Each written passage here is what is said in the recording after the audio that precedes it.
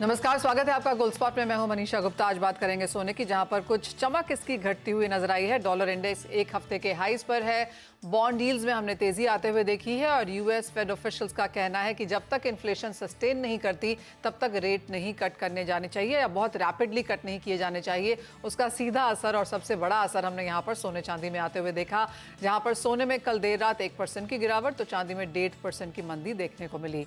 साथ ही बात करेंगे यहाँ पर कच्चे तेल की, जहां पर काफी कुछ हो रहा है जो क्रूड को इम्पैक्ट कर रहा है, चाहे वो मिडिल ईस्ट है या फिर चाइना की तरफ से जिस तरह का डेटा निकल के आया है। क्या है इसका इम्पैक्ट, कैसे रह सकते हैं प्राइसेस, इस पर भी करेंगे चर्चा।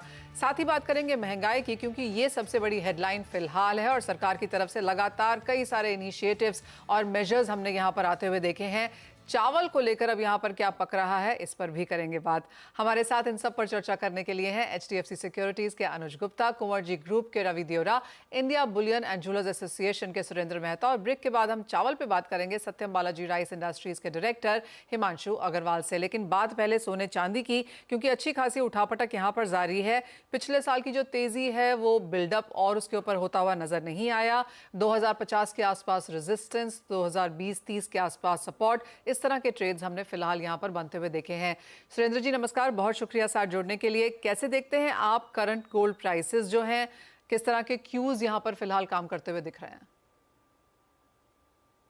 जब फेड ने ये कहा था कि हम 2024 में 3 बार इंटरेस्ट रेट घटाएंगे, तो वो एक बड़ा ही मतलब एक ऐसा पॉजिटिव स्टेटमेंट उन्होंने दिया।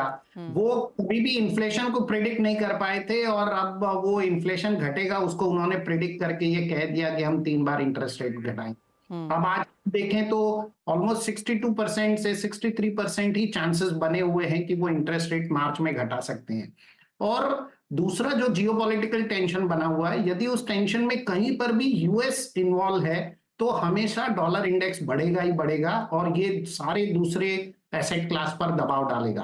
तो इसकी वजह से डॉलर इंडेक्स बढ़ रहा है, गोल्ड के प्राइस लगातार घट रहे हैं और फेड इंटरेस्ट का कोई डिसीजन नहीं है, क्योंकि फेड के चेयरमैन कुछ कमेंट्री देते हैं, उनके जो मेंबर्स हैं वो कुछ कहते हैं।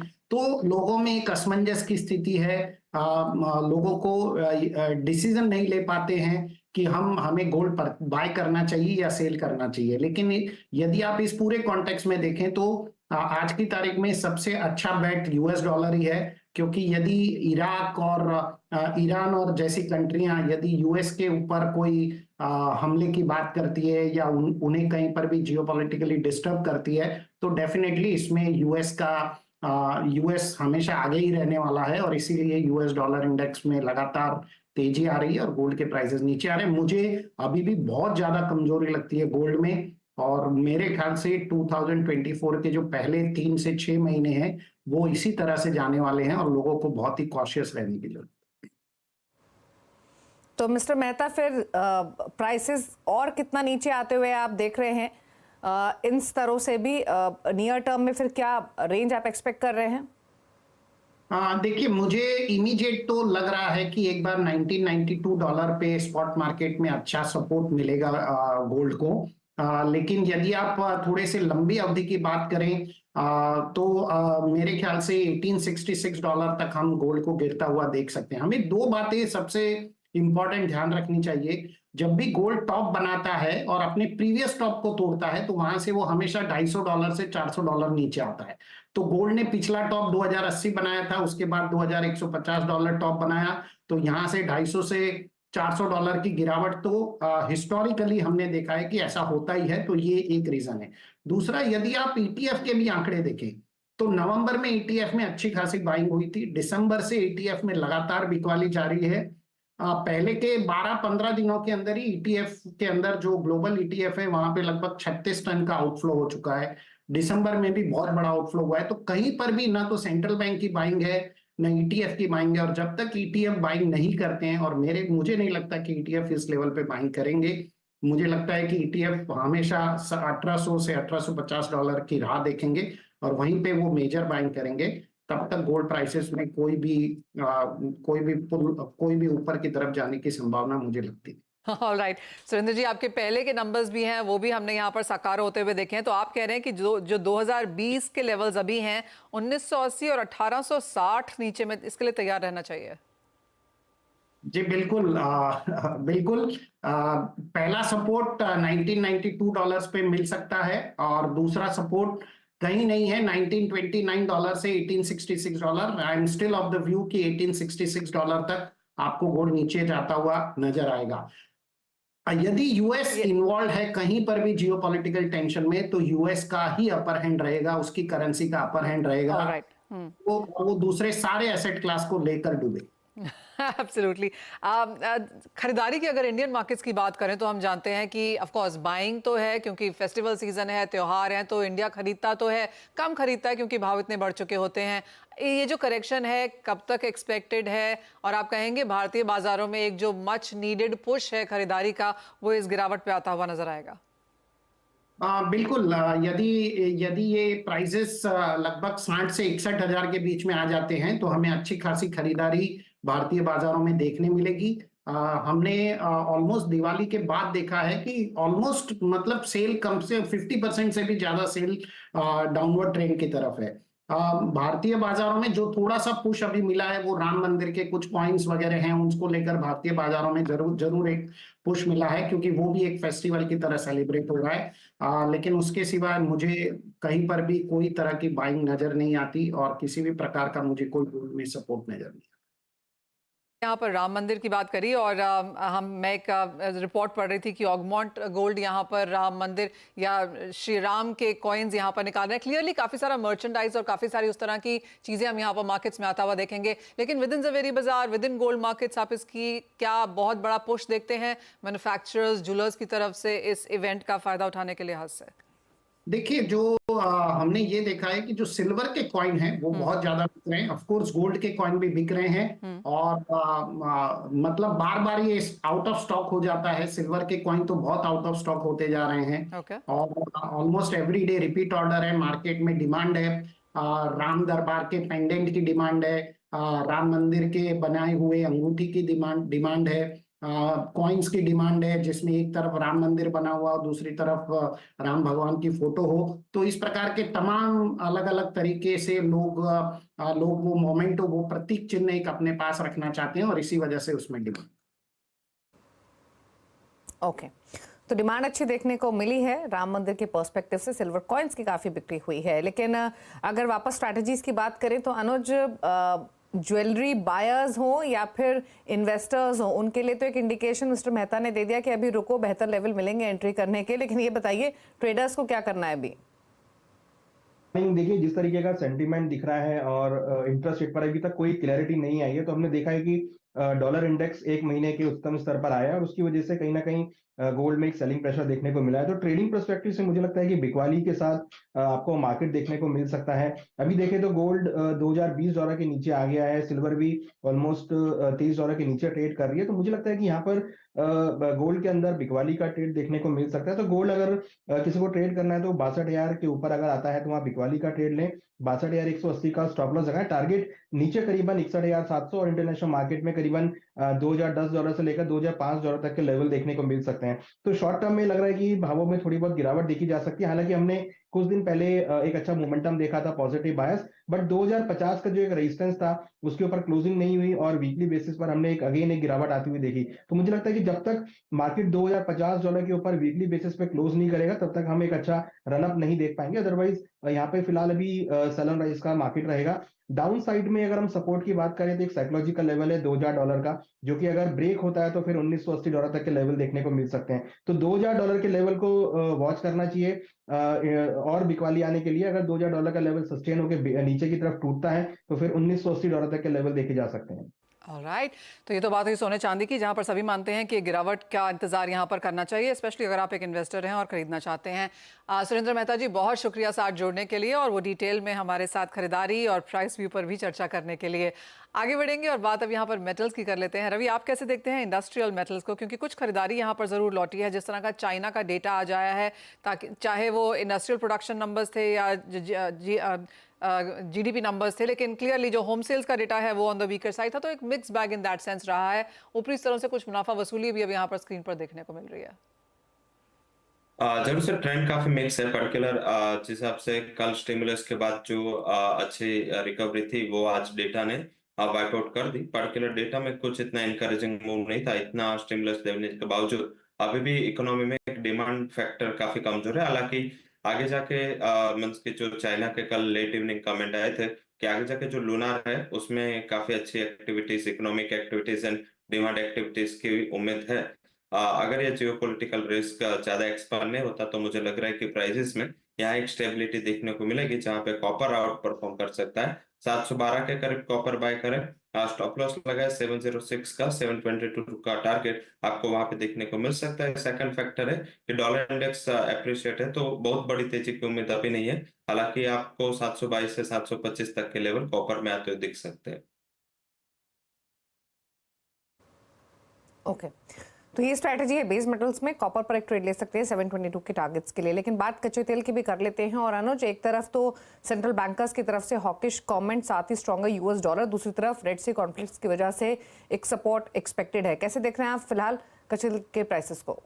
और देखिए, कच्चा तेल अगर आप देखेंगे तो ब्रेंट 78 के आसपास काफी टाइम से मूव कर रहा है और WTI 74 73 के आसपास। तो कोई मेजर ब्रेक थ्रू यहाँ पे नहीं मिल रहा है। हालांकि जियोपॉलिटिकल टेंशन भी है, बट उसका कोई असर नहीं देखा। अगर हम देखें तो पिछले अगर आप 1 जनवरी से लेकर अभी तक देखेंगे तो कुछ ज्यादा बड़ा मूव हमने क्रूड में आता हुआ नहीं देखा। वहीं अगर आप देखेंगे तो सप्लाई जो है वो यूएस के अंदर इंक्रीज होती हुई दिख रही है। यूएस के जो स्टॉक्स हैं वो इंक्रीज होते हुए दिखाई दिए हैं। डिमांड साइड उतना स्ट्रांग नहीं दिख रहा है, तो मुझे नहीं लगता कि कुछ ज्यादा बड़ा मूव आपको क्रूड में देखने को मिलेगा। तो यहाँ पर भी मुझे लगता है कि थोड़ा वीकनेस का मार्केट देखा जा सकता है, क्योंकि जिस तरीके से डॉलर इंडेक्स इंक्रीज हुआ है उससे काफी हद तक लग रहा है कि एक सेलिंग प्रेशर आपको क्रूड के अंदर देखा जा सकता है। और हम एक्सपेक्ट कर रहे हैं कि नीचे एक बार क्रूड का प्राइस $76 $75 ब्रेंट में और $68 आपको WTI में देखने को मिल सकता है। तो यहाँ पे बिकवाली का ही हमें लगता है कि क्रूड में इंट्राडे के लिए देख सकते हैं। तो क्रूड अगर ऊपर आता है करीबन 6025 के आसपास तो बिकवाली करना चाहिए। 6100 का स्टॉप लॉस लगाएं। टारगेट नीचे करीबन 5870 तक देखा जा सकता है। तो क्रूड भी मुझे लगता है कि सेल ऑन राइज का ही कैंडिडेट रहेगा, जहां पर इंट्राडे के लिए बिकवाली का ट्रेड बना के चल सकते हैं।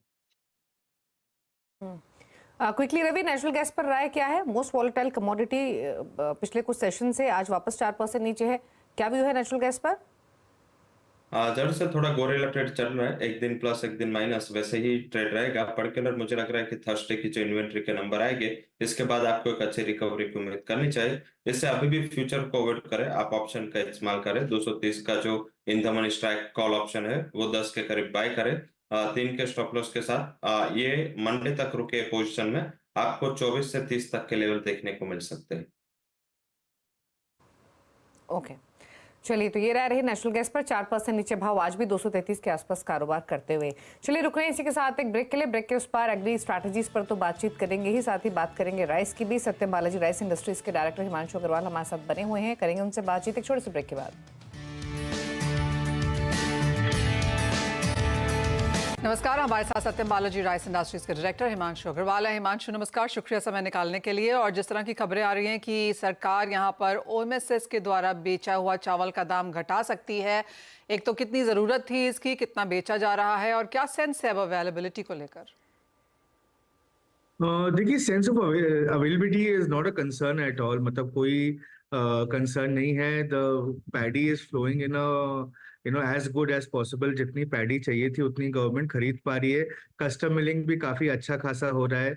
भारत चावल ऑलरेडी गवर्नमेंट ऑफ इंडिया ने अनाउंस कर दिया है, जिससे लेके लोकल सेंटिमेंट्स काफी कंट्रोल में हैं। And because export is also 40% down year on year basis, so prices को लेके कोई खास चिंता है नहीं। आई थिंक गवर्नमेंट जो जिन राइस को लेकर कंसर्न्ड है वो है जो हाई एंड राइस है, जैसे HMT, जवा फूल या सोना मसूरी, जो ये प्रीमियम राइस है, इनके प्राइसेस थोड़े आउट ऑफ हैंड जरूर हुए हैं। I think that is the main concern government का यहाँ पर जो है। जो नॉर्मल कॉमन राइस जिसको हम बोलते हैं, जो PDS में जाता है, जो एक्सपोर्ट होता है, उसके प्राइसेस पिछले 4 से 5 महीनों में कोई मूवमेंट हमें देखने को मिला नहीं है। तो that has been very stable since government has imposed export restrictions. Himanshu, जैसे आपने कहा जो प्रीमियम राइस है उसके भाव यहाँ पर ज़रूर बढ़े हैं, तो कितना, क्या, किस हिसाब से बढ़े हैं? HMT जो कि 60 से 65 रुपए के आसपास ट्रेड करता था, वो आज 70 से 75 रुपए के आसपास ट्रेड कर रहा है। जो आपका सोना मसूरी और जो जवा फूल आप बोलते हैं, वो आज 80 रुपए के आसपास ट्रेड कर रहा है। तो बिकॉज इनकी कल्टीवेशन भी काफी लिमिटेड होती है, because these are difficult crops to grow unlike common grain, तो ये इसलिए इनके प्राइसेस ऊपर नीचे होते हैं। इसमें थोड़ी जमाखोरी भी होती है, थोड़ी मुनाफा वसूली करते हैं जो रिटेलर और जो स्टॉकिस्ट रहते हैं, बट ये जो 90% ऑफ द ट्रेड का इससे कोई लेना देना है नहीं। सो जो मिडिल क्लास और जो कॉमन लोग अपने घर में चावल खा रहे हैं, उनके प्राइसेस को लेके कोई परेशानी नहीं है। ओके अच्छा हिमांशु, एक चीज़ और, अब जैसी एक्सपेक्टेशंस हैं कि जो रिजर्व प्राइस है वो 2900 रुपीज़ पर क्विंटल से घटाकर 2600 रुपीज़ पर क्विंटल हो सकता है, कितनी मदद मिलेगी इससे ऑफ टेक में? क्योंकि इससे पहले भी हमने देखा था 3100 रुपये से जब भाव घटे थे तब भी उतने इनकरेजिंग ऑफ टेक्स नहीं रहे थे, तो एक्सपेक्ट करें कि यहाँ से बेटर रहेगी situation?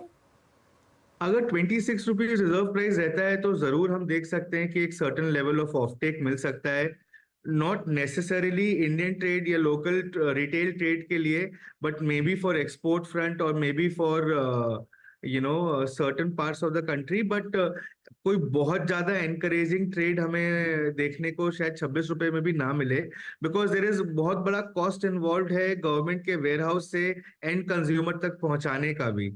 So that makes it slightly incompetitive in the local market to offtake from the government. But 26 rupees एक exciting level हो सकता है. It can turn out to be an exciting level for a lot of people to trade. Himanshu, हमने काफ़ी सारी essential commodities में सरकार की तरफ से यहाँ पर कर्ब्स और कंट्रोल्स रिस्ट्रिक्शंस आते हुए देखे हैं।